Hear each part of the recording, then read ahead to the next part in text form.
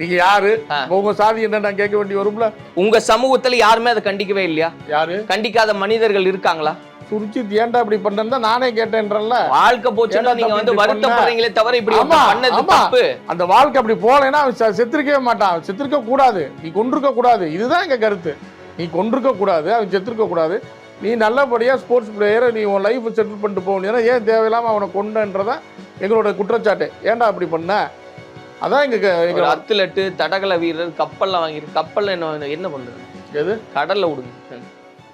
அது வந்து எதுக்குங்க அதாவது இது ஏன் உங்களுக்கு இது ஏன் யாரு அப்பதான் நீங்க யாரு கேட்க வேண்டி வரும். கேளுங்க நீங்க யாரு, உங்க சாதி என்ன நான் கேட்க வேண்டி வரும்ல.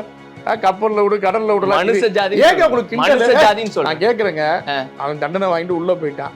இந்த கிண்டல் ஏன் இந்த கப்பை கொண்டு போய் கடல்ல விடு? அப்படிதான் இப்ப நான் ஏதாவது ஆத்திரப்பட்டேன்னு வச்சுக்கோங்களேன், அதுதான் தப்பா போயிருது. இல்லடா, நீங்க ஆத்திரப்படுங்க. இல்ல நீங்க என் சமூகமே வருத்தப்படுதுன்னு சொல்றீங்க.